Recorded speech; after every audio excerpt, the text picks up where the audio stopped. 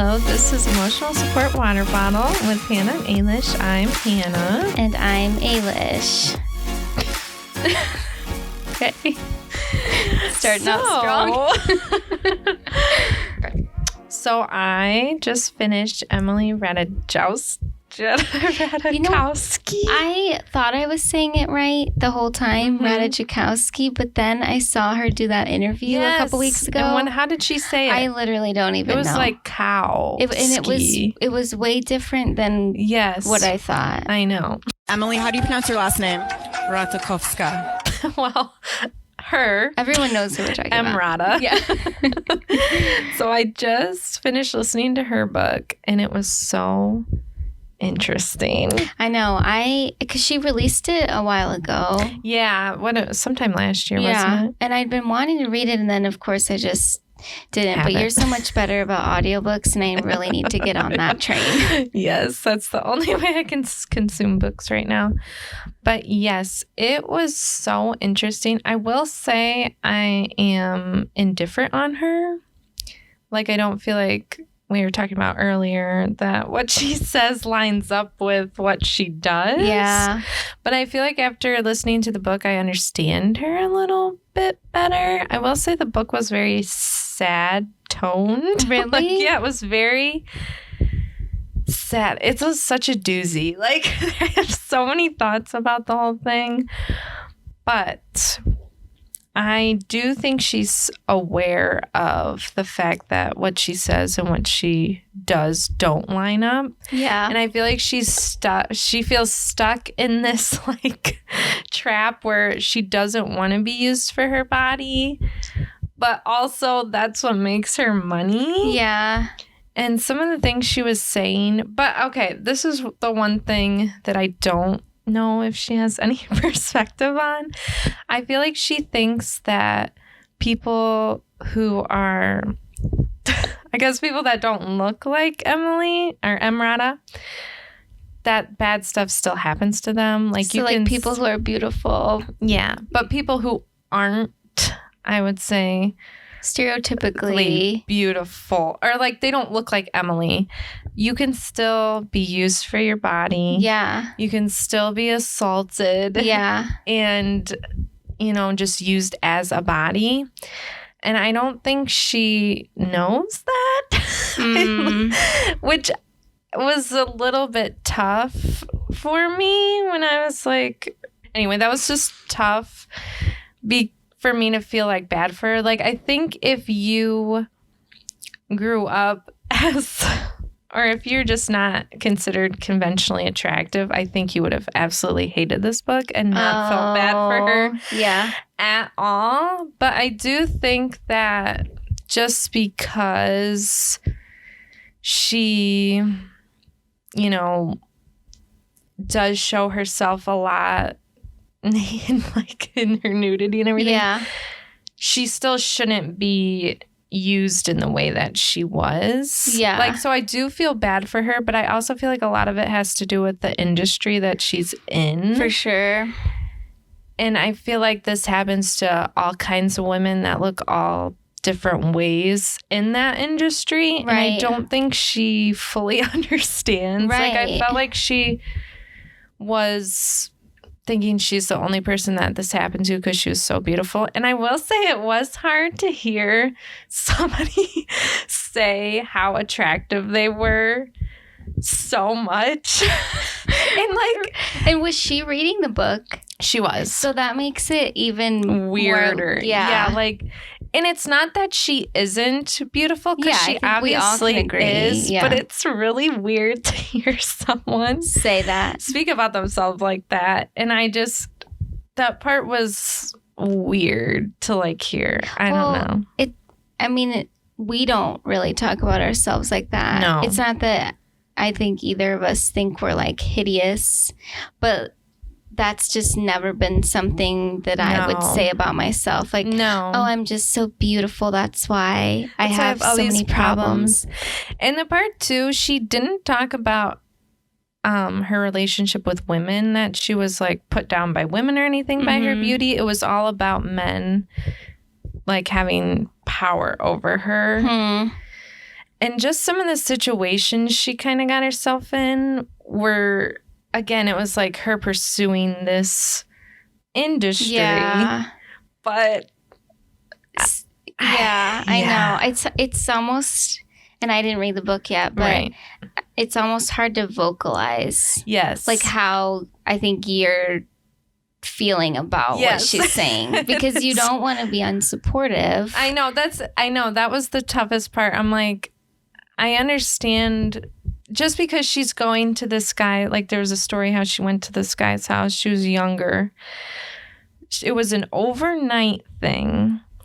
She goes to this guy's house. It's not funny. No. She goes to this guy's house. There's a makeup artist and like a stylist like that does her hair. She stays at the house too. And it's just her, this guy, and this like stylist. And then the stylist goes to bed, and then she's, assaulted in a way. But like, what on earth? Yeah, the whole situation, I was like, why did anyone think this was a good idea? And I'm not even saying it's just her, but like her management. Yeah. And it was just, and she'd get in situations where it was like she was with these rich people and they were paying her to be there. Yeah. And then weird stuff was happening. And I just don't understand how she didn't think about. I guess it's almost just the desperation to make it. Yes, which I think, and towards the end, she does kind of say that. So I did feel better about it. It was like she did realize that she was doing this, even though she hates that she's doing it. And I also think that she's really, I don't think she likes herself very much. Well, I guess I could see why, if she like did all this stuff, and she or had this happen to her. acknowledges like some of this is my fault. Yeah, like I can understand that. I know. That's interesting. It was very like I wasn't really expecting that. No, it was not what I was expecting at all. I thought it was just gonna be like, oh, I'm so pretty and my life sucks, and that was only part of it. I know, that was only part of it. But it was almost that her life was tough because she was so beautiful. Yeah. But I do, like I said, I think that has to do with the industry she was in, and not just, I mean, if she was, I don't know, a secretary, I don't think it'd be the same level. Like people think she was hot, but it wouldn't be the same level that it was. But you're totally right though, because there are so many women who like aren't like stereotypically beautiful by society, right? But they still are assaulted and taken advantage of in like different ways, not just like sexually, right? So I don't really think it has to do always with how you look, right? But almost because she was like exotic looking and beautiful and skinny, she was able to be put in more situations that made that happen. Right. I agree. I mean, it's gross. It is gross. But yeah, it is. It's conflicting because I've never been so conflicted. And I could feel in her writing and like how she was saying it that she was also just as conflicted. And she had a bunch of stories about like that and everything. And like her mom, really, it was important for her to be beautiful and for Emily to be beautiful. So I think a lot of it came from her parents too, putting so much emphasis on that. But it was, I'm like, you have to read it. I know, I really do have to. It's so interesting. We'll have to have a follow-up when I read it. That should be, okay, we're not fully halfway through March right now when we're recording this. So that should be my March goal, to at least start the book. Yeah, and then we can have like a full in-depth because it was so intense. And like I said, it was a really sad book, but I think there'd be a really good conversations that could come from this book. No, I can already. I mean, you're having a good conversation and I'm only like half into it because I didn't read it, but it was just so then it's like there's so much we can unpack. It's just like your head's gonna spin.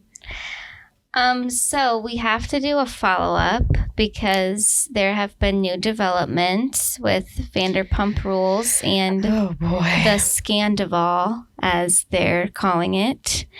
There have been, I don't think we're going to rehash everything that has happened so far. I do want to say that this has deeply impacted me because I've been watching the show for like 10 years. Yeah. And everything, like everyone that I thought was good is just as bad as the other people. Yeah. And I think it's interesting too, the way Jax, Stassi, Kristen, Katie have all been trying to tell us the same thing. And no one believed it. And no one believed them. And honestly, the reason why they were taken off the show was for a different thing. But they were painted to be the villains every time, really. Where and they were in the wrong. Yeah, and he was the hero. And, whew.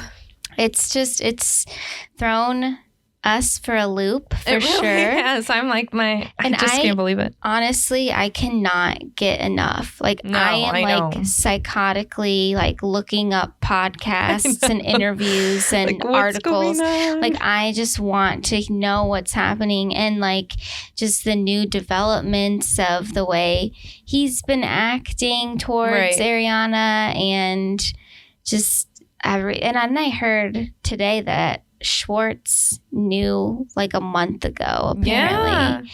And that didn't really surprise me because it's like, how long can you keep that from your best friend? I know. And like, I feel like people were suspicious. Yeah. It seems that way. I don't know. But I had a thought, and it was just, I don't know what made me think of this if I was listening to one of the podcasts, or if it was just my random musings, but it was just that, like, no matter how secure you feel in a relationship or, like, how long you've been together, it's just, like, you really never know what the other person is feeling. I know. And I find that terrifying. I know. Even if you married like a high school sweetheart or something, you still don't really know someone. You just have to hope. Like, I think about that a lot too, like just being married. Right. I'm like, am I laying next to the person that's going to like murder me? Yeah. Or just like not even that extreme.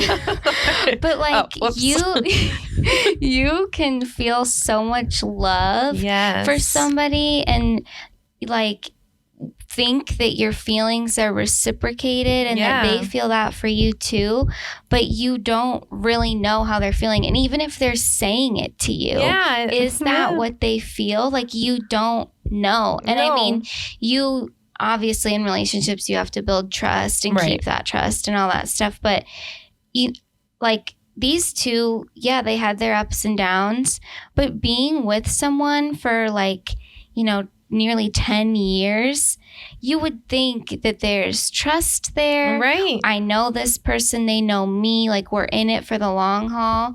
But then something like this happens and it's just like everything just a lie? Right. And I just was thinking about this too. Like when somebody cheats on someone else in a relationship, like even if it is a one night stand or oh, we were drunk and we made a mistake, or if it's like a year-long affair, like I personally don't think I could ever look at that person the same way. No, I agree. Like to me, it doesn't even matter how long it was. It's the indiscretion, and I would question everything after that point. I agree. Like therapy would not help us as a couple. No. Because it's like, why? Right. And I just don't, even in that situation, it's like, why didn't they break up then? Yeah. And just like... You're having a full-blown months of an affair. Right. And then some developments that we've had is Tom saying, like, well, you know, you should have seen this coming, kind of, or we haven't been as close. We haven't, you know, done this, spent time together, blah, blah, blah. Like, what? I know. Why didn't you break up with me? Why didn't you end it? And should you really anticipate one of your friends in your 10-year-long relationship to be having like an affair like that? Because I mean, I've never been in a relationship for that length of time, but I would think that, I mean, you probably know with your husband, like I'm sure that there are spans of time throughout your relationship where you're closer to each other, and times when maybe you don't get to spend as much time together, or maybe feel a little bit more distant, and then you come back together. But like, you don't expect the worst in those lower moments. Especially if you have so much invested in each other, like homes, businesses, money.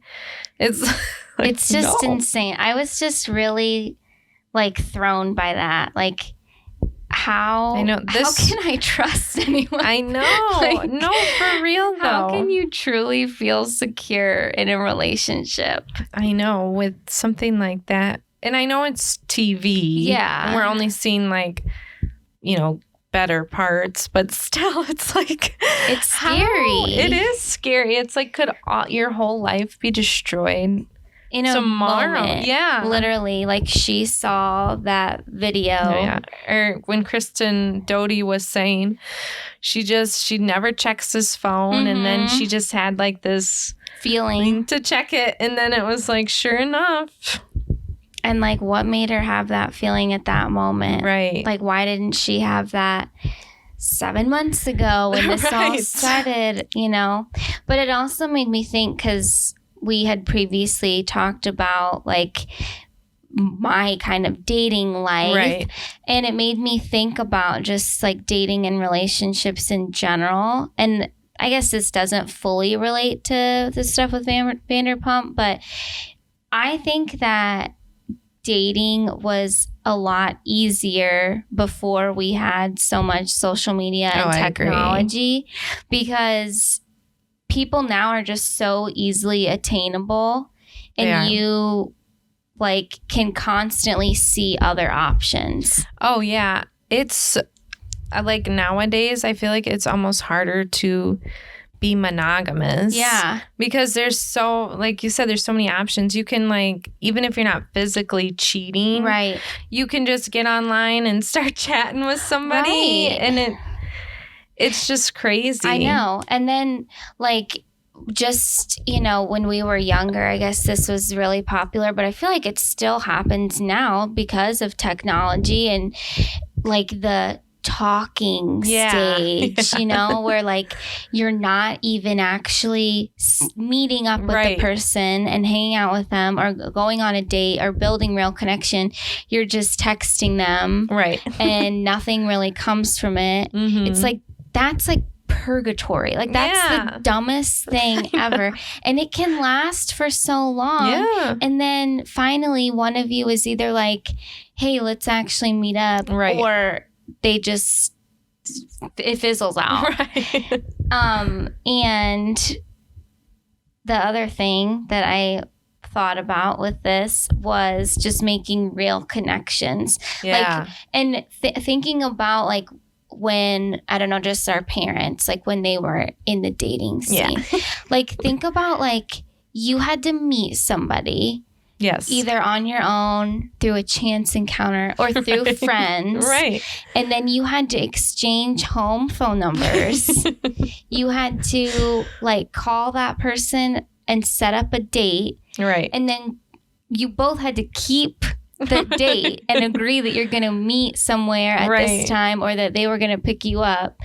And then you had to then have the date and then wait until the other person called you. Like, that anticipation, I think, made the relationship like more exciting, and actually like made you just want to talk to the person more. Whereas now, when you're in that talking stage or just with social media, you can talk to that person anytime you want to. On a million different platforms.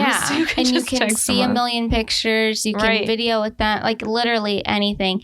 And there's no, like, the anticipation and that kind of like magic of it is just gone. Oh, it is. And I think even just monogamy in general, I feel like people are like, well, it's just easier to be, poly, because why fight it? It's like... And then people, which, I don't know the science behind anything. They're like, we're just not meant to be monogamous. I'm like, well, okay. If you're going to put yourself in those types of situation, yeah, it will seem to be impossible to be monogamous, but it's actually very possible. Right. In my opinion, if you're really putting in the effort into your relationship, I mean, yeah, you're going to have, ups and downs and stuff, but I mean, it's effort, and I feel like people give up really easily. Oh, I agree. And it's like, why would I try to make this work when I could just start something new and it can be fun again? Right. Or even like, I mean, for me too, like, I don't think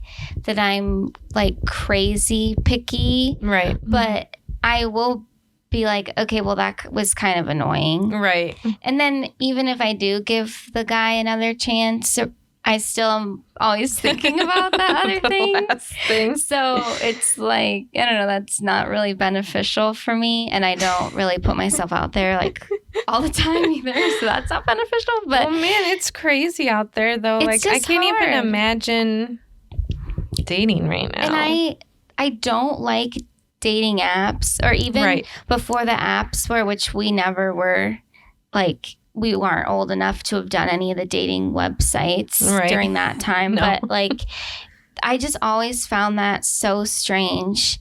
And with the app especially, it's like I can look and see a small snapshot of somebody, not even their true selves, it's their curated self. Right. And then I swipe right or left based on if I find them attractive, basically, or not.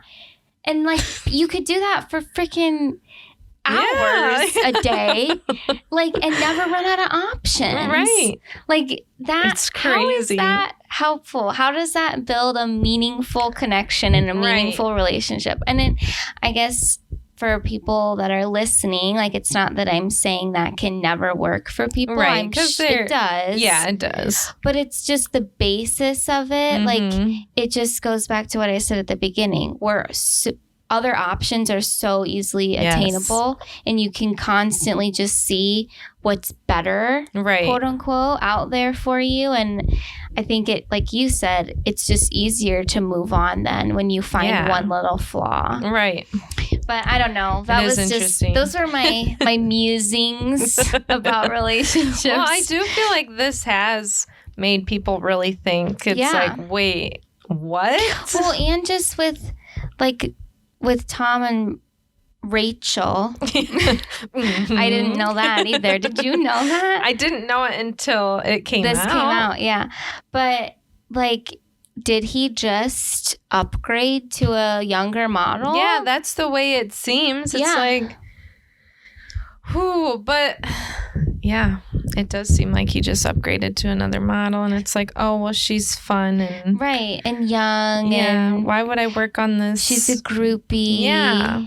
And it's always scary too when you do hear like the Emratas or the Ariana, who's, gorgeous, get cheated on. Like, I know, none of us are safe. I know, it is scary, but it just wraps back to what I said at the beginning. Like, how do you feel secure? Like, what is that feeling of security? And like your perception can be taken out, like the rug can be pulled out from under you. It's like, I think my husband's obsessed with me, but like, could that change any second? Yeah, or like vice versa too. Right. Like, you love him so much, but what if one day you wake up and you're like, well, what the heck am I doing? Like, that is such a scary thought, I think. It is scary. Like, a whole life with somebody, and just for it to just be nothing. Done. I know. That's from Kristen Doty's podcast, too, at the end of it. I don't know who the woman she had on, SC Cup or something. Yeah, it says she's like a political somebody. I did not know who she was. I'm sorry to that woman that I don't know who you are. But she said something so insightful about marriage, but also just relationships in general. I thought it was that you can find your significant other like attractive and have that spark with them, but what really makes your relationship be long lasting is having that admiration for a person and just like being kind of in awe of them or impressed with what they do. And I totally agree because, you know, like our looks can fade. And they will, no matter what you do to try to stop it. We're getting older. Right. But like just having that respect for somebody and having the admiration for what they do and appreciating them. Yes. That is what makes and keeps a relationship. Yes. And I just wonder if, you know, maybe with all the other things that Tom and Ariana had going on with like their new businesses and then Tom's band, if it really was just them growing apart and losing some of that like admiration for each other, or maybe he never even had that for her. I don't even know. It seems like he really thinks highly of himself. Yeah, but it does seem like from the outside looking in, it like seems like Ariana is wonderful, and it's like, why doesn't he? Right, because she was so supportive, you know, of his random endeavors. But I don't know. It is our very worlds interesting. are clearly rocked. We are shocked by this. I can't handle it. Everything I know is a lie. I know. I cannot trust anyone. No. It's just challenging right now. Yes. But something that we had talked about too, and I know Heather McDonald had talked about it on her podcast. We're really dropping names here with podcasts today. But was how can Raquel and Tom Sandoval come back from this? Because essentially they are canceled right now. I don't know if they can. I don't know if they can either because they don't really have much, especially Raquel, not to be mean, but she doesn't really have much going for her without the show. And I don't think they should necessarily be fired from the show. Like some people are saying that. But I don't know. But also, like, I heard the comparison was made to Brandi Glanville. Right. And, you know, because that... For those that don't know, that's kind of how Vanderpump Rules even started, was drama with her. But it was just like she and Raquel are not even close to being on the same level. Right. Like Brandi, as controversial as she is, and how I don't really love her. No, not anymore. Yeah. But she actually was somebody that you wanted to watch and see what was going on. Her. Yeah. And like she was a reality star. And all the other shows that she got that piggybacked off of Real Housewives, that was because she was somebody that was marketable and that was interesting and people wanted to watch her. I don't think Raquel is like that at all. I mean, I haven't been keeping up with everything since she's been on. I can tell you she's not. Yeah. But just, from what I've seen and heard, it's like this is the biggest thing. Even her breaking up or breaking the engagement with James Kennedy, it's like, oh, okay. This is literally the biggest story that she's ever going to have. Yes. And she won't even be able to monopolize off it. So I don't think that there's any coming back for her unless, like Heather McDonald said, she gets a full face transplant and reinvents herself, or she and Tom end up staying together. Which who knows, I guess. I know. I don't think there's too much hope for them. I mean, sometimes people get over things and sometimes they don't. I mean... Well, cancel culture is just... really interesting. In this situation, I think it's more warranted. Yes. But we were just kind of thinking about cancel culture. And some of these people that we were both thinking about, or specifically me that I was thinking about, they did things that did warrant them to be canceled. But also, like, some of my people are musicians. And so it's like, can we separate the artist from the person? So one of them, I don't know if he's one of the most probably controversial, is Chris Brown. Right. And he was in the media recently. He got real heated, I think, because people were bringing up everything with Rihanna, which, of course, like, we should not forget that. But, like... how long do we hate him for this? Like, don't get me wrong. It was horrific what he did. Right. It was so disgusting and wrong. But, like, he was also really young. Yeah, and I'm not sure if he's been involved with anything like that since. Me either. Like, I guess I haven't been publicly, I don't think. I think there was a story, but this was like years ago. But if somebody can grow from something, I'm not saying he's a grown girl. Yeah, he still seems very immature and stuff. But can we forgive and move on? Right. I don't know. And I think it's just challenging because, like, I don't know. It's hard to talk about this too without sounding completely insensitive. And I know.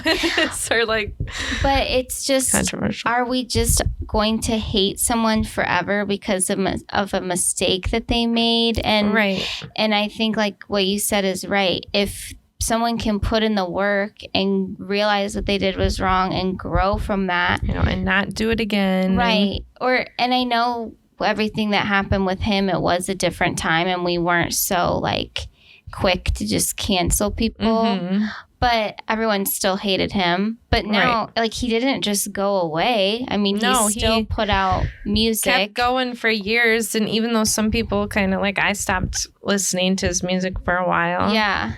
But I mean, he still, I guess it's interesting. Why did he still get to have like a career? Right. That's what it's other people.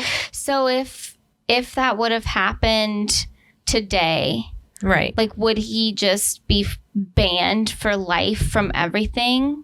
He probably would. Like, but because it happened when it happened, he was still able to keep making music. Right. It's just, that's interesting. And I'm not really like one side or the other on that. But it's almost just like, I don't know, how long do we just hold that over somebody's head? Like if it happened one time, if it was something that they were remorseful for, like do we, even as people that also make mistakes, have the right to just judge someone? At the end of the day, we're not the ones who need to be apologized to from him or give him the forgiveness. It was Rihanna. Or anyone else that he hurt. Yeah, so who are we really even to pass comment?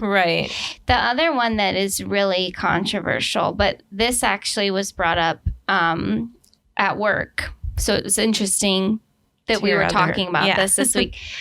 But it was the whole R. Kelly versus Michael Jackson. And again, what both of these men did is so disgusting. If all allegations are true, it's very allegedly disgusting. Everything that they did is disgusting. And I think I don't think that they're on the same level as Chris Brown. I'm sorry if that's a hot take, but like it's just so gross to me. But anyway, allegedly. But anyway, my one coworker I think they were out somewhere, music is playing, and it was an R. Kelly song. I don't even know which one it was. I don't think she did either. And she didn't even realize that it was R. Kelly, but she was like jamming to the song. And someone made a comment to her, like really, you're supporting don't this? Yeah. And then she brought up the point, like, but we do the exact same thing with Michael Jackson, where we separate the artist from the man. No one like gives it a second thought if you start singing Thriller or Billie Jean. But when it's R. Kelly, it's all of a sudden, whoa, gross. Get this out of here. That's disgusting. But they literally did like the same thing. No, that is extremely interesting. Why can I do feel like a lot of people get more of a pass. And especially when it comes to music, it's like, well, we can't completely ban, like a number one songs. But it's like, why not? If it's the same allegations, basically, for the most part. And I mean, I guess maybe it is the time that things happened. Right. Because everything with Michael Jackson happened like way earlier than it, or started earlier, I guess, than it did with R. Kelly. And everything with R. Kelly is actually coming to light. And there was all the like surviving R. Kelly. Yeah, there was everything. And we didn't have that completely with Michael Jackson. But it just seems like it's way easier for people to just be like, well, yeah, MJ did all these really horrible things. But I mean, how am I not going to play Thriller at Halloween? Yeah. Like, it's, how am I not going to dress like him? But then with R. Kelly, it's just, oh my God, he's just, and I don't know. I guess I guess I'm conflicted too, because in some ways I feel like we should separate the artist from the person, because even like as an artist, as a musician, you're not even the one in charge of all your music. Like, you're the one that's singing it, but that doesn't necessarily mean that you wrote it, produced it, like played or even making the money off of it. So it's nowadays. kind of, I don't know. I still think 100% what they allegedly did is terrible, but it just is thought-provoking. It is thought-provoking because it should be the same all across the board. Yeah, I think that's the thing, is that there's a difference, like, and I don't get why. Yeah, or even like, man, that goes for like so many things. It feels like James Charles can kind of still message, underage people, whether he knew allegedly or didn't know allegedly. But he's still out here making TikToks. Right. And like, I don't know. We hated him for a second. Yeah. And he did it multiple times. Right.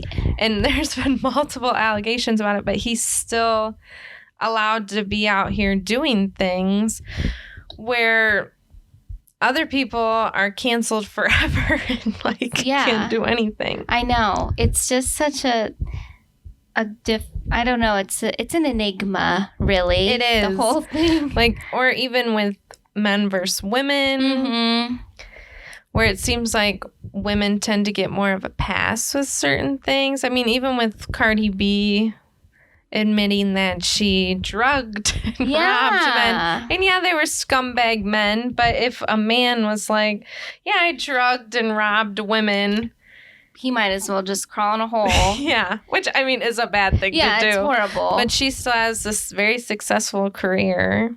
Right, it didn't really do anything for her. And if anything, people were like yeah, you girl. Get it. Yeah, you deserve that. Those guys are disgusting. Which they are. And I don't know. It just is very interesting. I thought, too, about this whole episode is controversial, I guess. But with J.K. Rowling. Yeah. You know how this is a completely different situation from Chris Brown or Michael Jackson and R. Kelly.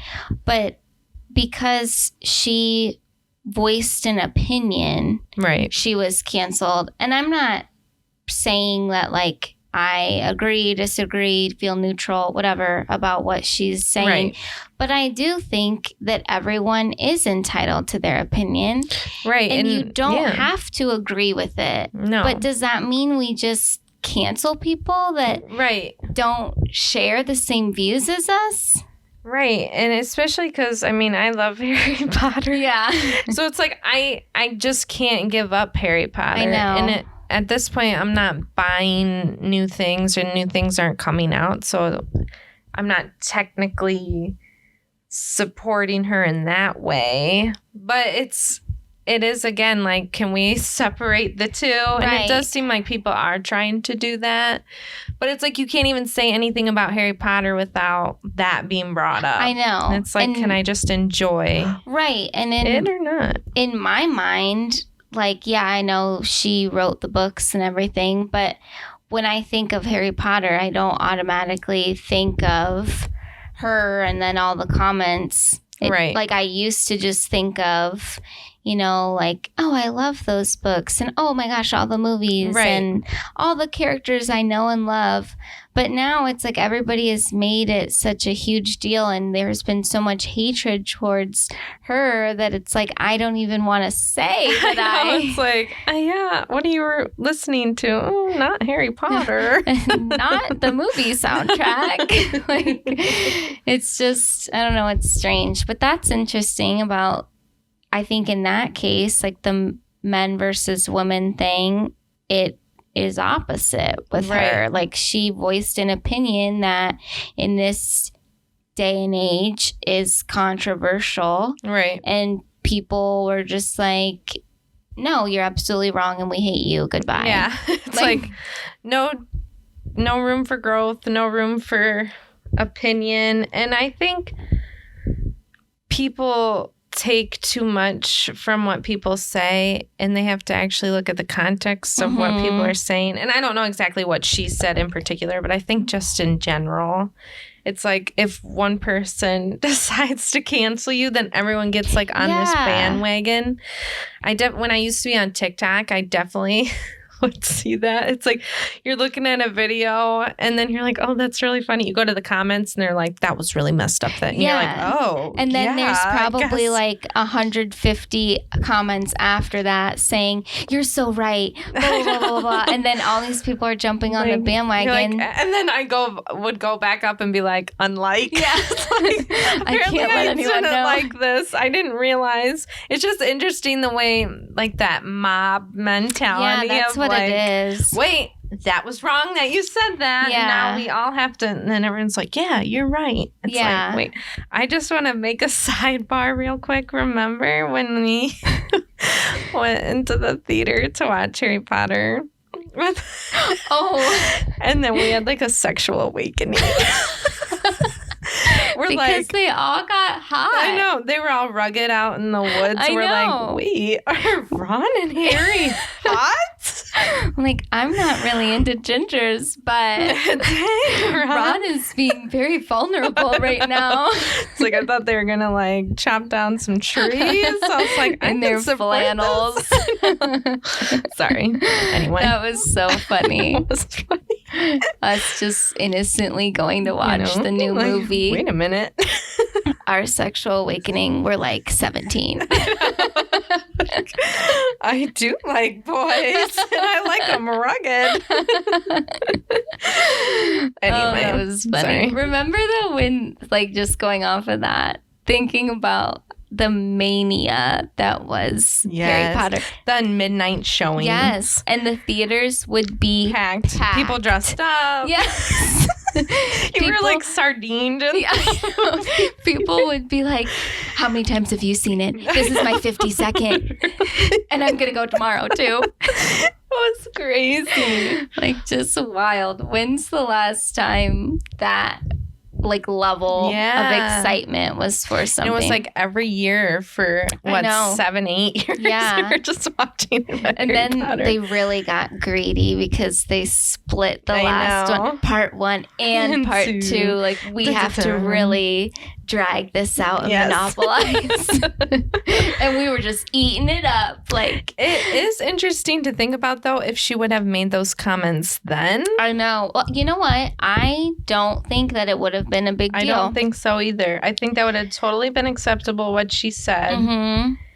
And people wouldn't, there's no way back then people would have given up their Harry Potter movies. No, there's no, and I almost would go so far as to say that if there was a person that voiced an opinion against what she said, they would be attacked. They would, yes. Like, it would have been the complete opposite. Oh my gosh, and, yes. You know, I don't necessarily agree like either way. Like, I don't think that anyone should really be treated that way, where they're just like shunned by a huge amount of people.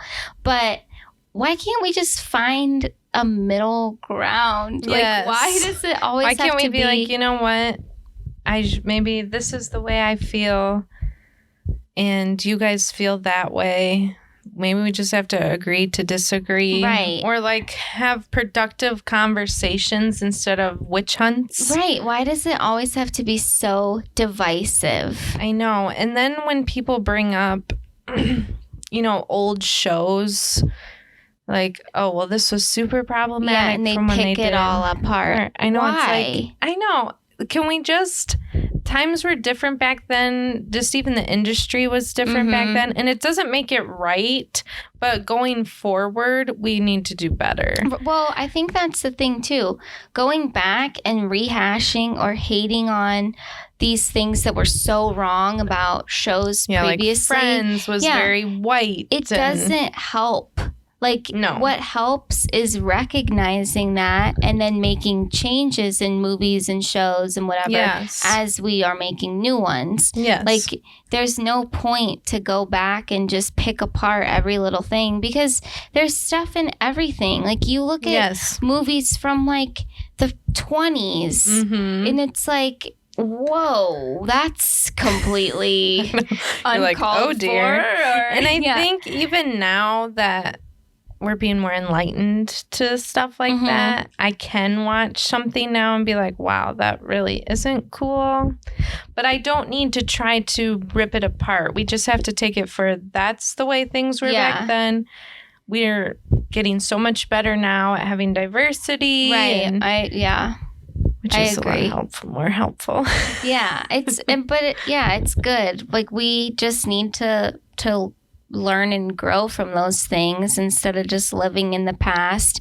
And even like, we've kind of talked about it before with like trying to reboot shows. Like, I feel the most recent one that comes to my mind is just when they rebooted Gossip Girl. Yeah. And then they tried to make all these changes with the characters or just like showcase things that were problematic before that, wouldn't fly now. Like, why? Like, it just, the way they did it, or even with Sex and the City. Yeah. Like, the new version of it, they're overcompensating. Yes. Like, you don't have to just make every single change just to make the change. Like, have it be naturally progressive instead of just like, well, we know we messed up so bad, so here's every apology and every way we could change it to make it better. Let's still let us make money. It's like, that drives me nuts.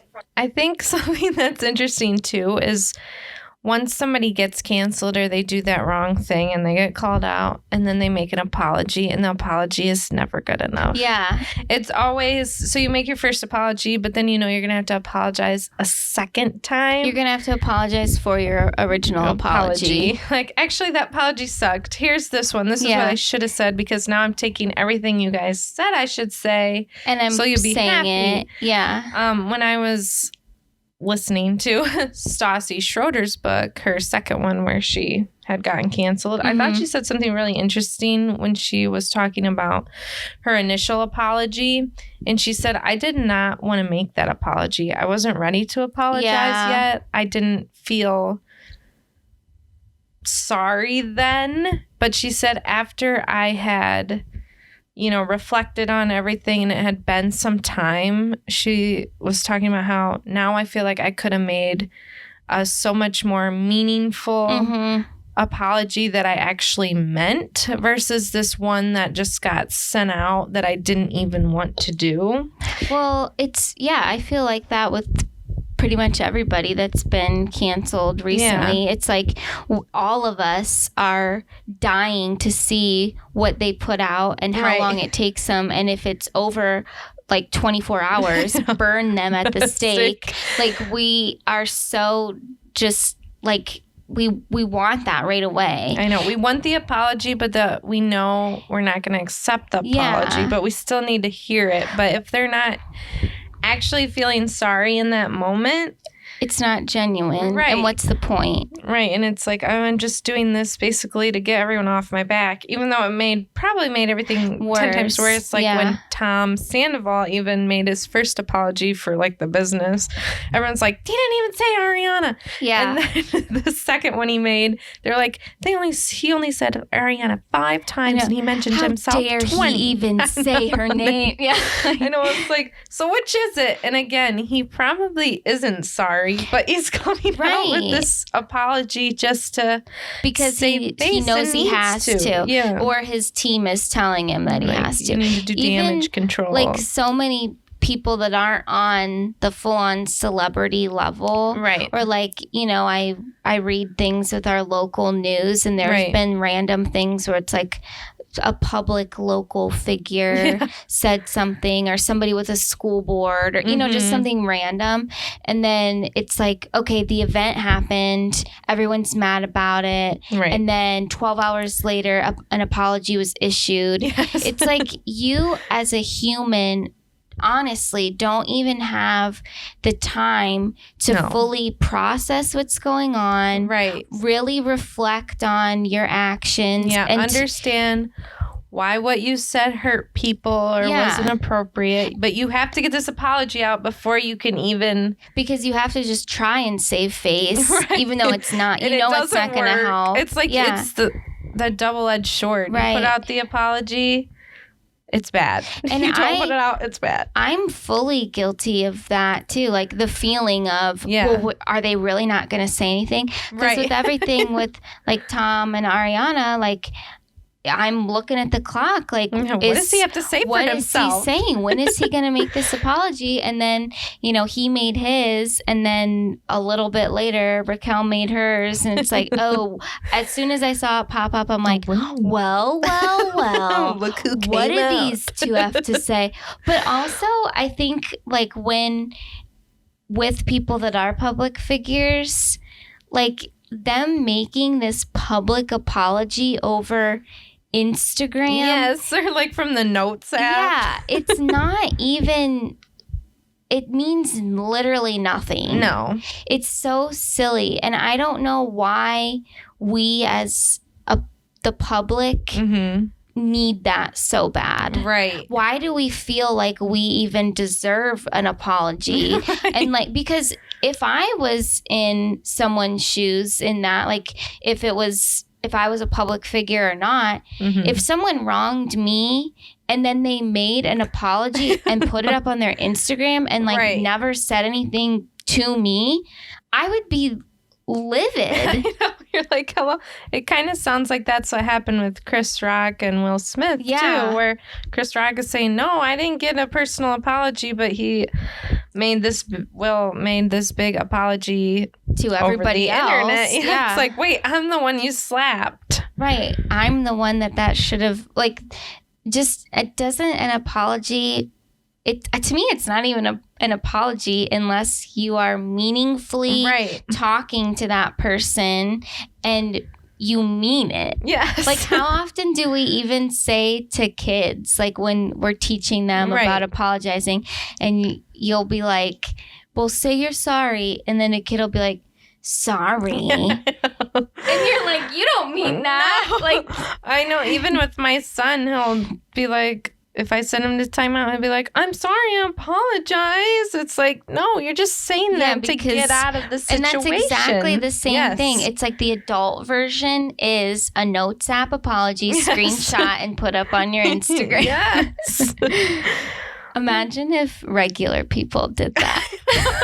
Like if I needed to apologize to my husband and I just typed up this thing, and screenshot and sent it. Like, I don't even know what happened, and all of a sudden I'm like scrolling and see like my apology to my husband. But he's sitting in the room with me and I never tell him it. I just post on Instagram hoping he'll see it. Then he sees it and then he likes it. Yeah. Like, I don't know. It's so silly. It is silly. But I know. It's just like, you're damned if you do, damned if you don't. The public is going to hate that apology anyway. And I think it's kind of interesting and it just insightful that Stassi said that about her second apology. Like, the first one I didn't mean at all, but after I actually had time to reflect on my actions. Yeah, it's like, I could mean that I'm sorry, and I am sorry. And again, I know I don't have a place to say about, the things that she was canceled for. Yeah. But even with that, too, we found here, it's like Jax, I don't think he was actually fired. I think he quit, but was probably going to be fired. He did so many bad things the whole time. I know. And it was fine. And then what she did was very wrong. What her and Kristen did was very wrong. But the way, I don't know, the punishment did fit the crime. But it was the timing of that too, I think. Yeah, it's like, but in the past, you could almost say whatever you want and still have a career. Mm-hmm. And she was just completely canceled as a female. I mean, it does. The whole situation was very convoluted and it wasn't okay what had happened. But it was just really like you're basing her being canceled off of this one thing where all these other people have done such horrible things to others and we didn't care. It was good entertainment. Right. I don't know. It's just society, man. It is. And we are fully in it. Like, I want those apologies, and I want to hate every first apology. I want to hate the second apology. I don't even care if they go to therapy. No. And that made me mad. Not to just talk about like Vanderpump so much, but when Raquel said in her apology, I'm seeking counsel and I'm working on myself. I'm just like, I'm sorry, but I don't believe that. I know. You're telling me you guys are still in a relationship and now you're saying, but I know it was wrong and I'm going to therapy about it. What? And I don't want to say like playing the mental health card, but it does feel like. But she kind of is. I know. And I thought he was too. And I don't like that. I'm a big promoter of mental health and how it is so important and we really do need to take care of ourselves. And I think it's great that people go to therapy and it is so needed for everyone, I believe. But the timing of this all seems just really like icky. Yes. And just the fact, like I said, they're staying in the relationship, but she's saying that it was problematic and is going to therapy for it. It doesn't really make sense. No, it doesn't. Anyway, I think that's enough talking. Vanderpump. I have a recommendation. Okay, what's your recommendation? So my recommendation is actually for us to stop doing something. And not just specifically you and I, because I don't think we really do it ever, but mainly just others. And it is for us to stop the use of the word kiddo. Oh, God. Or tiny human. I cannot stand. Like, just say kids, children. Why say, well, I've got to go pick up the kiddos. I saw these kiddos. It's like middle-aged white dad. But so many people use it. They do. I just cannot stand that. Tiny human, any one of those stupid, weird names that you have, not even just for kids, really for anything, but kiddo specifically, I'm petitioning and I'm recommending that we stop the use of that word. Take that off the end. Just say kid or kids or children. That's enough. Child. That's enough. Whatever their preferred pronoun is. But not kiddo. Stop it though. It sounds like clownish to me almost. It's like Kiddo the clown. Yeah, like that's enough. What's your recommendation? Well, I'm just gonna go ahead and recommend Emily Ratajkowski. Butchering her name for the 7th time. Actually, that's kind of a pet peeve of mine, though, too, is when people actively don't try to say somebody's name right. Well, I think hers is a little bit challenging. And it's Polish? But it's also like, I never heard her actually say the pronunciation. Yes. Right. So if I would have known it before, I would have tried. I would have been saying it right. But I really thought this whole time it was Ratajkowski. Right. But it's not. No. Like, I wish that I had that clip of her on deck and I would pull it up, but I don't feel like looking for it. Even in her book, she didn't really say it that much either. But anyway, I'm going to recommend her book because I think it is a good conversation starter, especially if you're a woman. And I think we should have a book club, and I'll talk about that book. That's sneak peek, something in the works. We want to maybe do that, but we need everybody to listen. So don't forget, our episodes drop on Wednesdays. We are available on Spotify, Apple Podcasts, and any other place where you listen to podcasts. Please review and rate our podcast. That would be really helpful. Thank you. 5 stars only. Only. We'll accept others, but we'll allow points 4, for but 5. anything less. No. Don't bother. Yeah, don't click any buttons. Thank you so much for listening, and we'll see you next time. Bye. Ratajkowska.